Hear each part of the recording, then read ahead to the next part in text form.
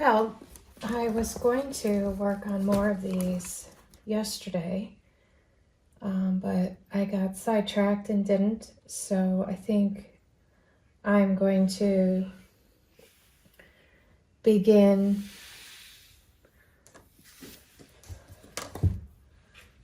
working on these again. I've got a piece of tomato plant that I thought had some interesting contours to follow. So again, these are blind contour drawings. So if I remember correctly, yesterday when I was doing my hand drawing, drawing of the hand, these are all hand drawings, right? I'm drawing by hand right now, but when I was drawing my hand, my left hand got sore, holding it in that contorted form, and my fingers were not overlapping. So I had lost my place in the entire thing. But I think working similar to this example of the leaf, working on something that is smaller scale than the shoe I did yesterday, but detailed, will be helpful here. I am trying to be somewhat intentional about this practice because I never was. So I think that might be part of the reason why I don't always embrace teaching this, because I really kind of skimmed over these things when I was in school and I love constructed drawing with a paraline and a triangle and building those drawings. I've never felt comfortable or engaged in these types of drawings that connect your eye to your paper, which, as I'm saying that out loud, is ridiculous to think about, because everything I draw as a constructed drawing is connecting the environment to my eye, just in a different way. So maybe I think on that a little bit more as to why one interests me more than the other. And I wouldn't say that it interests me more than the other. I'm interested in both. I'm just not good at the one. But I think it's because I never gave myself the opportunity to become good at it. So deliberate practice is what I'm hoping to instill as I make my way through this. So I am going to get going.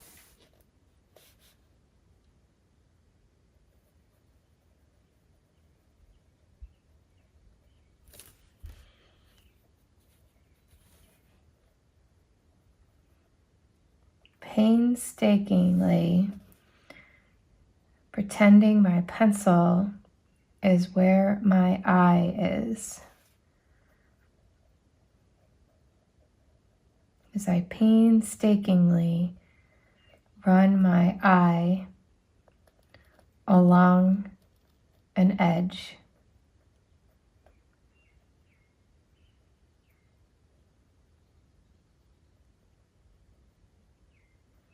My eye does want to flip back and forth between the page, but I am resisting that urge as best as I can.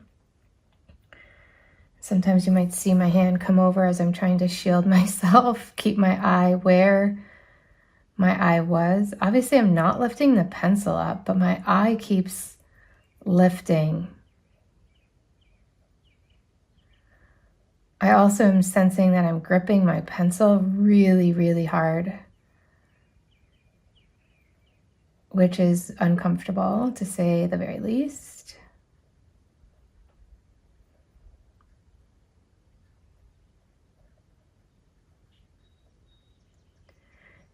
And my eye is also speeding ahead of what I'm looking at and then bouncing back. So I have to really focus to keep my eye where I want it to be. And like the book said, painstakingly follow.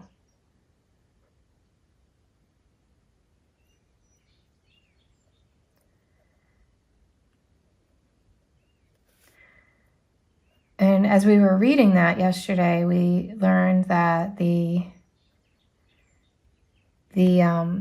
proportion and scale is going to potentially be exaggerated in this exercise. So as you maybe found something to follow along with and do the same exercise, remember, painstakingly slow. Pretend your pencil is moving where your eye is following the line. Your eye is only looking at the object and it's following the edge or the contour. Oh, I think I just went off my paper, which is okay because I was just about to turn a corner. I keep doing that. I keep not giving myself space. So apparently we need to give ourselves space. And I'm going to try to really hone in here because I am finding my eye wanting to bounce back and forth, and it really shouldn't.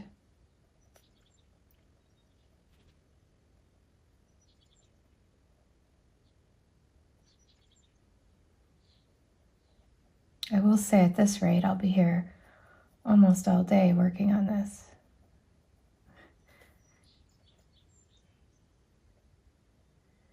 But painstakingly,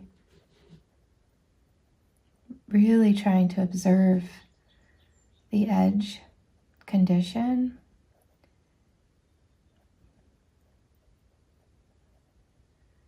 Slowly going around.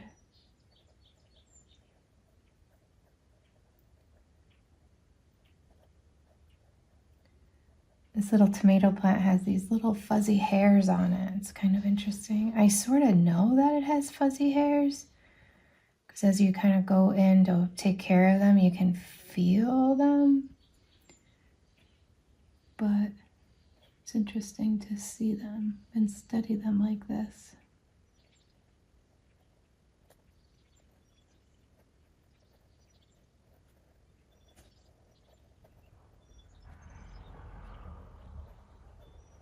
And there's some places where things overlap, where you sort of have to make a decision on what you're going to do.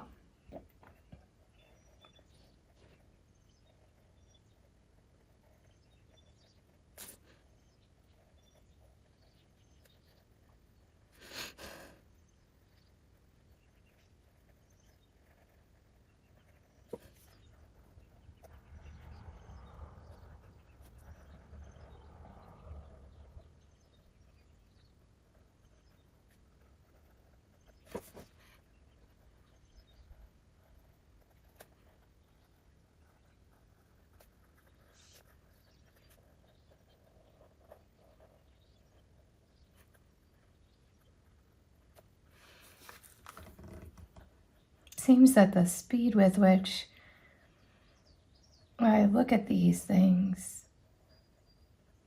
changes. And not necessarily based on if it's a straight line or intricate detail.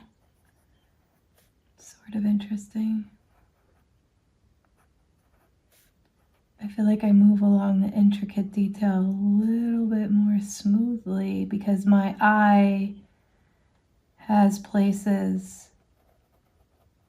to stop or follow better. It's hard to follow the straight line. I think slowly and deliberately because my eye just wants to scan the entire length instead of slow observation. Okay, that's my tomato plant. Wow, that looks interesting.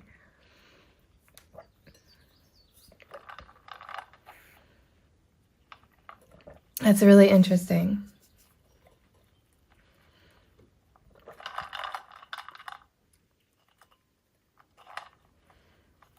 Now, some of these had things that could have been closed off if I had followed my eye back. Like there's dimension to these that I remember deciding not to trace. Not this one. This line here actually was the underside. So somehow I came up. Wow. Okay, that's interesting.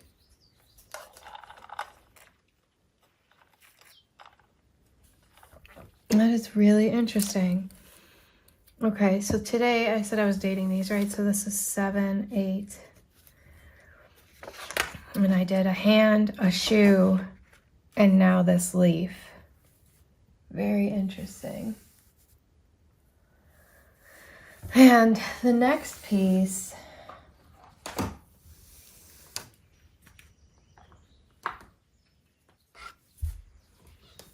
that was after the blind contour drawing was a modified contour drawing. So this allows you to glance at the drawing at certain intervals. Begin as in a blind contour drawing, selecting any convenient point. Place the tip of the pen or pencil on the paper and imagine it is in contact at the same point on the subject.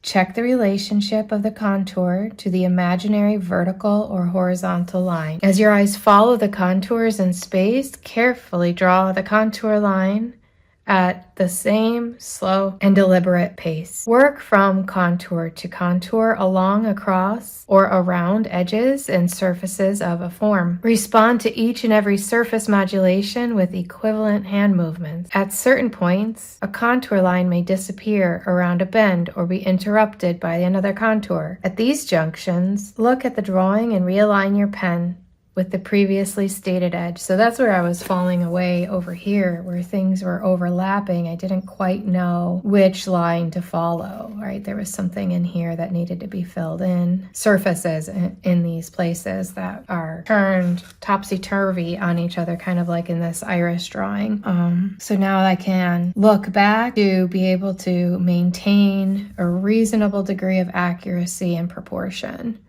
With only a glance for realignment, continue to draw, keeping your eye on the subject. Let us work on this modified contour drawing. And I'm going to do it of the same tomato green because then we can kind of compare. Obviously, it's going to be laying a little different. I'll do this over here. I think I should start down lower than I just placed my pencil.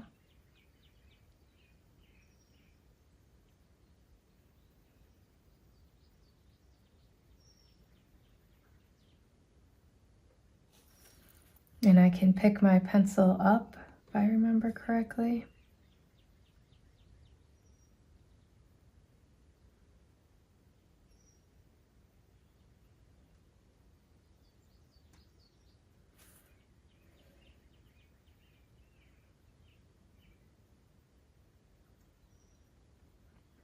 And I am looking back and forth to make sure that the direction of my pencil is helping establish the proper priority or proportion. And I've already noticed that I did not give myself the proper proportion of this length and this curving down, and possibly it's this piece that's too long, because all of this should be probably right here. So that is already kind of a lesson learned, that I wasn't quite, I don't think I was looking back and forth I'm erasing just so that I can get this a little bit more accurate, but I don't think that's the intention of this. So maybe I will resist the urge to do that again, but I am trying to learn from my hand-eye mind connection. You ever know those people that can just draw really, really well? I know quite a few. I've never been that person. Again, this still is not the right distance, but this is practice. Trying to teach my eye and hand to be connected.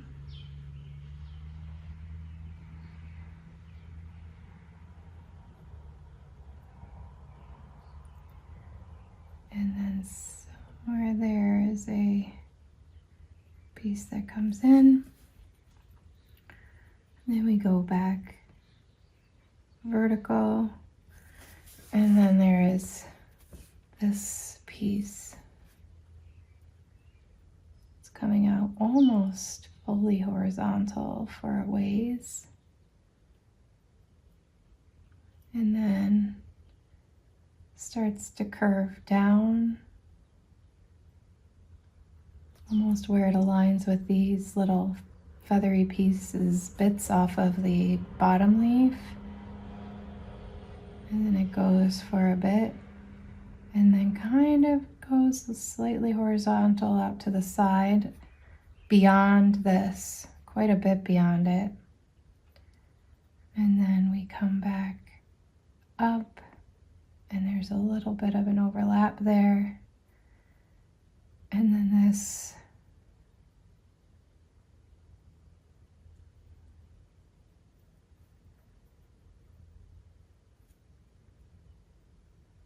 and right about in line with this is a bigger piece that comes up and over.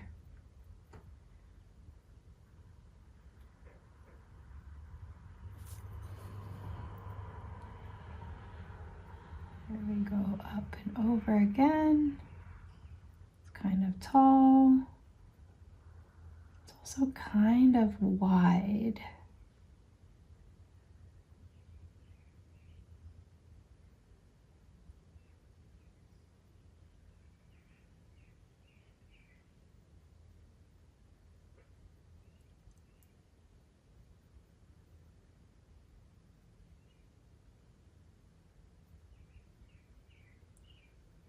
Again, I'm not getting the length of this straight right. I think maybe all of this is too wide, like this looks a little bit wider than it is. So I'm kind of judging my work as I'm going, which I'm assuming you need to do in practice to help yourself get better. But now, kind of like a math problem, where you do one start of your math problem wrong, proportionally, everything's going to be wrong now because I used a 2 instead of a 4 in my addition problem, because this, I said I wasn't going to erase, but that's what I just drew, and I want to draw it again. If I follow this up to where I now think this bends over, like the length of this leaf is in line with this. So having that proportional issue is going to challenge me the entire time. So you kind of have to decide, I guess, if this imperfect practice is perfectly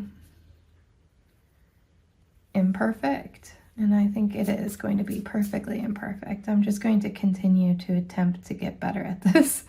So vertical for a bit, following my eye over a hair, And we've got this leaf piece that comes up and around, but it had dimension coming from this horizontal that connects there, and then they sort of merge into one being that comes up and in there. And then right about here, I had a vertical or diagonal that comes into these little leaf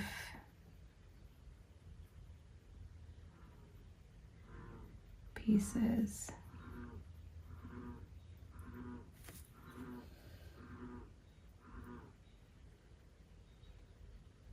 And this is almost fully horizontal. It comes to about there. And then this comes back around to there. That's like the underside of the leaf.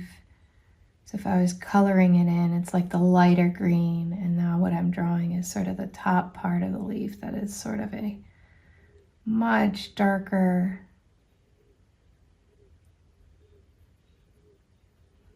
green.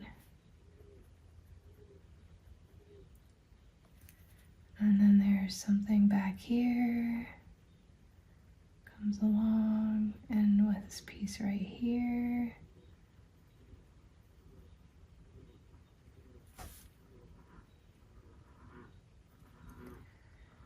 And then this turns up to a little baby leaf.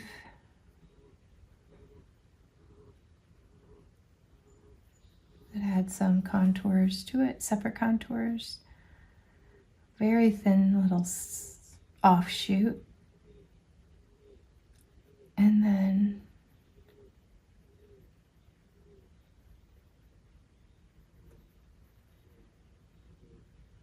these pieces coming along.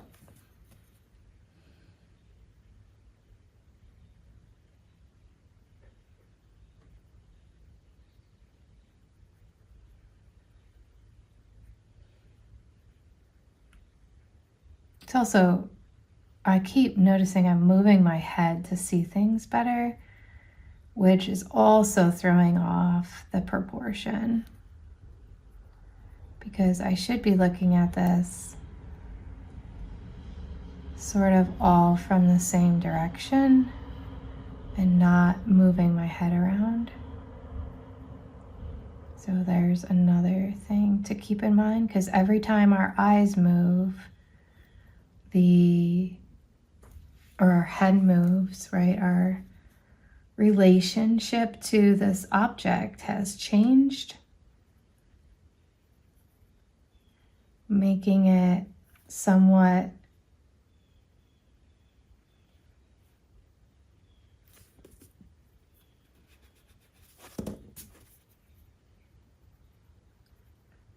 difficult to maintain that proportionality in relationship.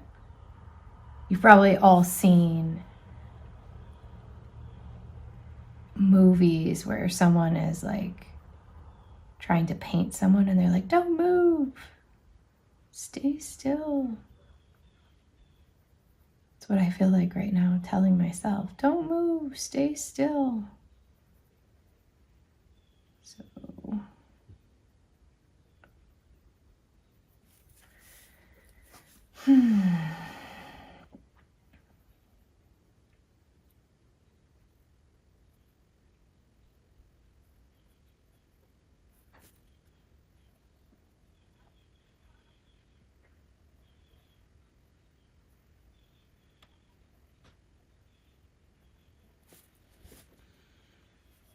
and this piece here has like a lot of veins and whatnot that would help define that. This too, this has a lot of veins.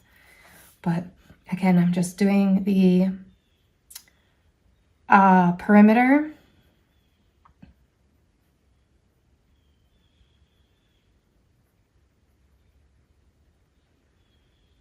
There's something oddly relaxing about doing this.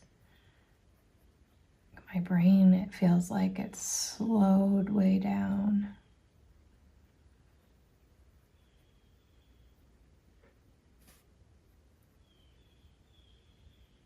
obviously it's taken me a while to relax into it because I was erasing not too long ago, right? Like, oh, I didn't perfectly trace with my eye and my hand. I must be doing this wrong. And I'm sure I could get better at this, right? That's the point. I'm not going to be good at it right away, even though technically I've learned how to draw back in school. I teach drawing. I'm way out of practice of it.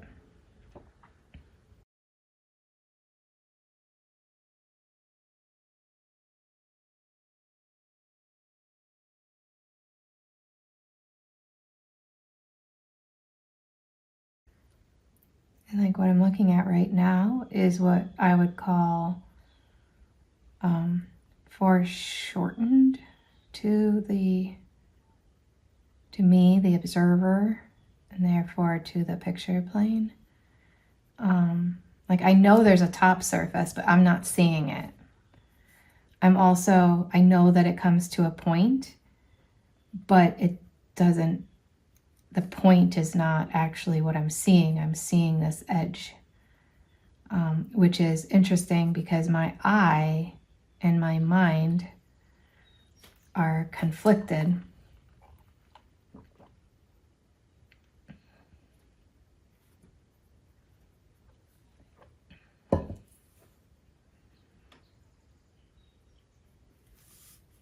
So that might be something you learn if you practice this or follow along and do your own. Obviously, you can't follow along what I'm drawing, but you could pick your own object that has interesting lines to follow. Obviously, I picked something equally complex to what the author in the book had chosen. And I'm trying to challenge myself here in how I am practicing this.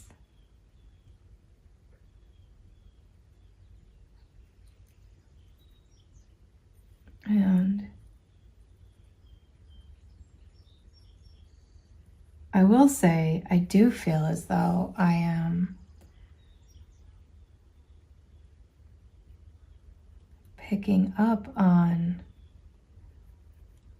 some of these nuanced relationships where my eye and mind are fighting each other.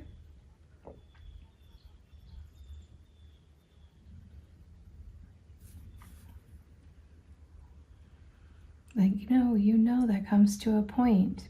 Well, but I, at this vantage, am not seeing a point. I am seeing a straight line.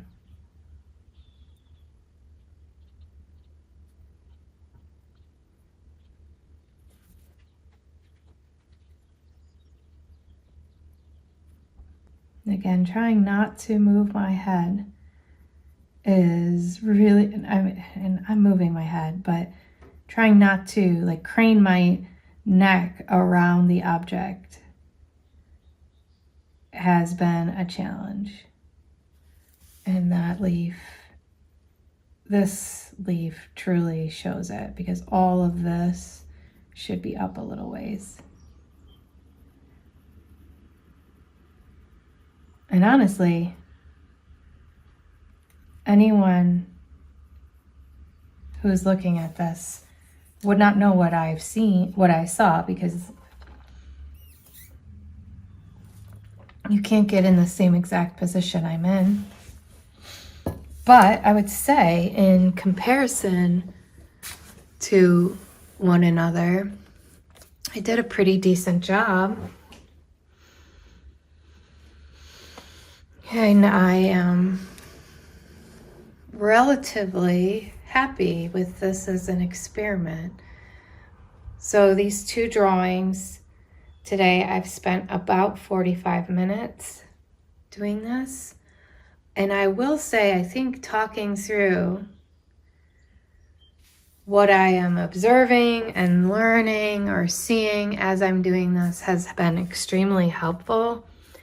Instead of just going through the motion of doing it. So I might suggest, if you're doing this, it may help you to speak out loud what it is you're observing, or what your brain and I are sort of competing against each other to document. Because what my brain wanted to draw specifically right here and what I was actually seeing are 2 different things. Like in your view, you're seeing the point, and I knew the point was coming, but I was down a lot lower.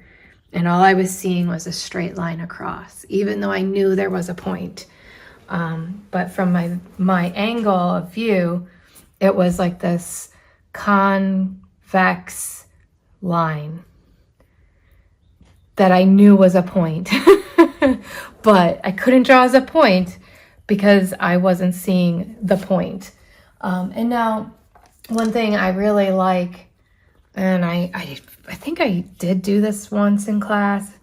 It tells you to pair up with a friend, this exercise on page 21, right? Draw contour drawing of your friend's left eye using your right hand, and then draw a contour drawing of your friend's right eye using your left hand. So using both hands to slow your eyes down to see what it is. So it might be interesting to do a blind contour drawing with my left hand of my right hand, since I don't have someone here to do the my opposite eyes.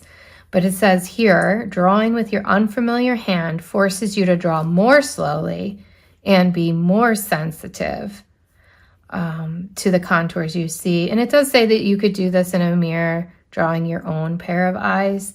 I don't really feel like looking in a mirror and doing eyes, but I think the similar thing, if I used my left hand to draw a contour of my, let's say like my thumb and hand kind of balled in a fist, that could be a good challenge to make my eyes slow down. You can see this is already wilting. Oh, poor thing. But for today, I think this is good practice. I might jump back on a little bit later today and do another. But for now, I think this was really interesting practice. And I'm excited to keep giving it. I should pull out, I have books from when I was in college when we did these.